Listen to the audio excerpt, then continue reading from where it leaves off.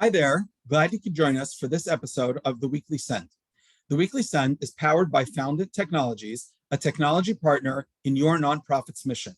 Achieve your goals through solutions built for nonprofits and dedicated to your success.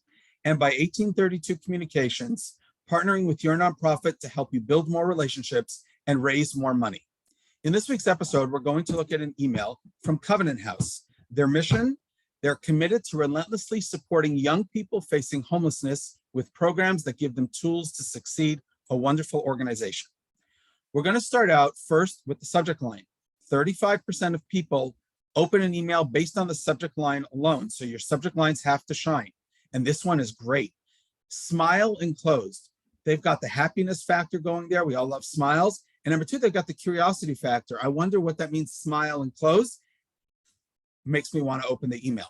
The second thing is email is a one-to-one communication between somebody at the organization and a subscriber. So it's good that they have Lindsay's name here telling me who it's from. That's great. But the email address attached to this email is news@Covenant House. That's a very generic one. You want something more personalized, and same with the reply to. I'd rather see Lindsay's email or Lindsay's name and her email address here and in the reply. Let's start at the top of this email with this great picture here. This is a hero image and it captures my attention. We all have very limited time when it comes to email and how long we're going to spend reading something. So you got to capture a reader's attention as quickly as possible. And this picture does it for sure.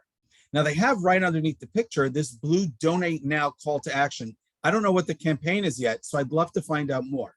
The problem is I actually have to scroll to paragraph 4 before I even begin to understand what the campaign is. And in paragraph 4, they tell me that the dog that's in the picture is a certified therapy dog who has played with our young people just like any family dog in any house. Well, that's great, but I would love for that to be up here, closer to the picture. And in fact, you can see there's a call to action, donate $75 now, another button, donate $75 now, but I don't know what that $75 is going for. What's the campaign? What do they want from me? Who's going to get impacted? That only happens at the very end of the email in paragraph 6.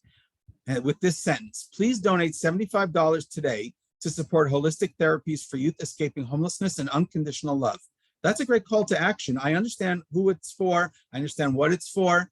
I would move this call to action way up here underneath the picture. You've captured my attention, make it easy for me to understand the campaign, and then boom, I will click this, donate $75 now.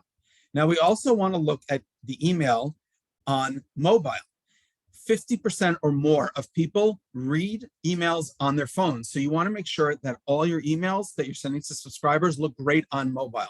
Again, the hero image stands out on mobile. There's plenty of white space here, so it's easy for me to scan and scroll and read through the email. The blue call to action button definitely stands out, so that's awesome. So they've done a good job here with the mobile version of this email. Now, there was a call to action. They want me to donate. So let's go look quickly at the landing page, the donation form. I love when an online donation form has a great picture at the top. Again, capture my attention even for just a second. This is a great picture. Although I think it would be even better if the picture matched the campaign. So if the campaign is about therapy dogs, I'd like either the same picture from the email or even a different one, but that reminds me and connects this form to the email to the campaign. Now, in the email, they asked me to donate $75. Okay, I'm ready to go here. I want to donate $75. But you can see under donation amounts, $75 isn't one of the options. You've made it a little bit more difficult for me as a potential donor to give that donation. What you really want to do is connect the email campaign to the landing page and make it as easy and simple for me to donate. You asked for 75. I know what the campaign is. I come here, donation amount is 75. I click on it, boom, I go and donate. So for today's episode, we've got 3 takeaways. Number 1, it's a great idea to use a hero image at the top of your emails to capture attention. Number 2, you want to place the campaign details near the start of the email and don't make people scroll because you might lose them. And number 3, make sure that your online landing pages and donation pages match the email campaign that you've just sent. Thank you for being here for this week's episode of The Weekly Send, where we help you boost your email fundraising and marketing. We'll see you again next week with another episode.